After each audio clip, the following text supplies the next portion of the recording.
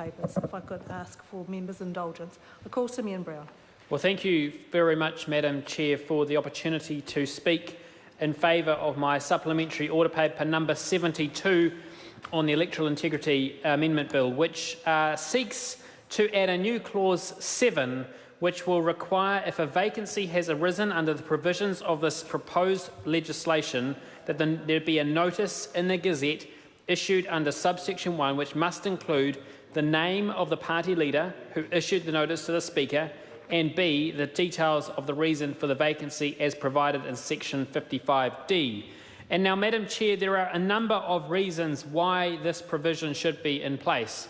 But let me just start by saying that we on this side of the House have been seeking for hours and hours to try to persuade the government to make some small changes to this piece of legislation to improve it in small but significant and important ways. And that is what our supplementary order papers seek to do, and that is what my supplementary order paper seeks to do right here. Because what we have is a government which has come to power and said they will be the most open and transparent, and yet they vote against supplementary order papers which seek to bring some openness and transparency to this legislation. So let me talk about what this proposed new clause will do.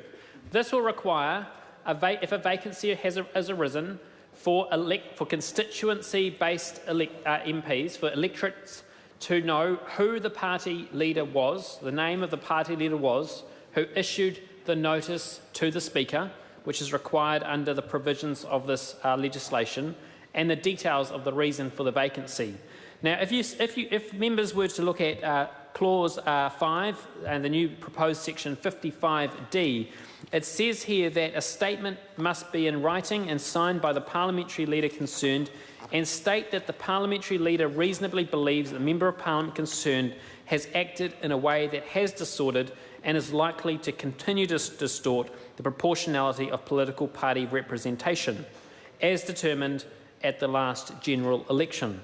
Now, what this section does not do is it does not actually require the leader or the leader of that party to describe how or what action that member of parliament has done to distort the proportionality of parliament, how that member of parliament is likely to continue to distort the proportionality of the political party representation in parliament. And so we are left, particularly for constituent-based MPs, facing by-elections up and down this country as a possibility under this legislation. And the minister might say, well, the likelihood of maybe one every term, maybe two, he's not sure, and that's probably the answer he'll give. Regardless of the number of by-elections which may be forced upon New Zealanders under the provisions of this legislation, I believe that the constituents and the voters in those areas, in those electorates, have a right to know what the reasons were. And Madam Chair, I would put it to you that in some instances it would be quite clear publicly, based on statements that that member may have made or actions in terms of crossing the floor, as to why the party leader might, under the provisions of this legislation, decide to take action and use the provisions of this, the Electoral Integrity Bill, but not in all instances. In some instances, it may not be clear. It may not be clear why a party leader is pursuing that course of action, and we understand that different parties have different caucus structures and different rules and different leadership styles. And if you look across the other side of the House, there are a coalition with 3 different parties with 3 very different leadership styles. We've got the Labor Party, which has quite a clear, and we understand how they work. You've got a Green Party, which has a co-leadership style, so which leader is the one who's putting it forward actually matters. So this section A, the name of the party leader, matters because it could be Marama Davidson, or it could be the other guy, Shaw, James Shaw. So it could be either one. You're never quite sure which of the two. And I've got some more points I'd like to add to this as well, Madam Chair, so I will be seeking another call. And then you've got the New Zealand First Party, which from all appearances seems to have one very clear leader and 8 people who sort of follow on. And, Madam Chair, are we seeking another call? But the other point, Madam Chair, of course, Simeon Brown, that needs to be is that with these 3 different leadership styles, it's important to know who the party leader is. But also, when you look underneath that, you realise that sometimes the way these parties actually manage themselves will be quite different. So sometimes what happens behind closed doors might be the reasons why an MP is forced out, rather than what happens clearly in the face of the public, whether in the media or in the House here, by a Member of Parliament exercising the ability to cross the floor and vote with the other side. So actually it's important for the electorate in question to understand the reason for the vacancy which has been forced upon that electorate.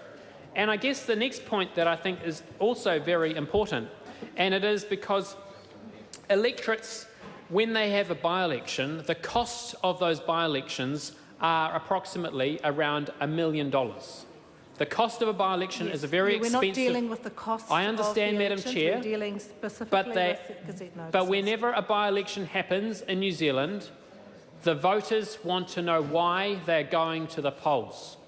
And the cost, therefore, is something which is in their minds, because they're forced to go to the polls and they want to know why. And that's the first question that voters will ask, is why are we having... And look, we've got Michael Wood across the other side of the House. He came into Parliament through a by-election. Phil Goff, the previous member, was elected as the new Mayor of Auckland. And, and Michael Wood was then elected as the new Member of Parliament in a by-election. The people in that electorate understood very clearly the reasons why a vacancy was created and then had the opportunity to vote for a new Member of Parliament. But in some instances, we don't understand. And in other instances, under the provisions of this legislation, it opens up for the possibility for the parliamentary leader to write to the Speaker and state why he believes or she believes that the proportionality of Parliament has been distorted and is likely to continue to be distorted, and then that information is not published. That information is not provided to the public, who it will then affect, because there will then be a by-election forced by the actions of that party leader in conjunction with a 2/3 confirmation of their caucus. So the voters in that electorate, and I think of the voters in electorates up and down this country, will be wanting to know why these by-elections may be forced upon them. And this government should be standing on the side of openness and transparency, by which they have made numerous claims that they will be the most open and transparent, and give voters the opportunity to know what those reasons were and the name of the party leader who issued the notice to the Speaker. And the Gazette is the way in which that can be done. The Gazette is the official documents, the official publishment of those notifications of by-elections, and allows for that to be officially put down as to what the particular reasons were for all New Zealanders, and in particular the people who will be having to go to the polls to vote for a new Member of Parliament will be able to know exactly what those reasons are. So my question is to the Minister in the Chair, is to explain how under the provisions of this legislation as it currently stands, will voters in electorates who are forced to go to by-elections know what the reason is, other than that apparently the party leader has come to the view that the proportionality will be distorted? Because that's a very subjective test, and that is something which can be hidden behind words and just say, look, I'm exercising the provisions of this legislation with no public scrutiny, with no public explanation as to what the reasons are for why he is deciding to use the provisions of this legislation.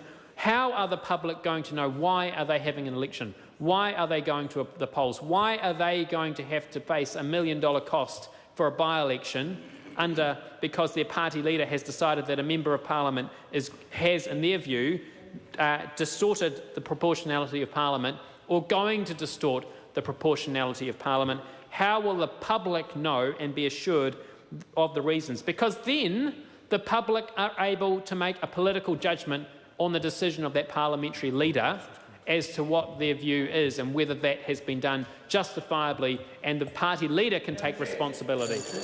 I call the Honourable Andrew Little. Madam Chair, I just want to respond to the points made in relation to these proposed changes here.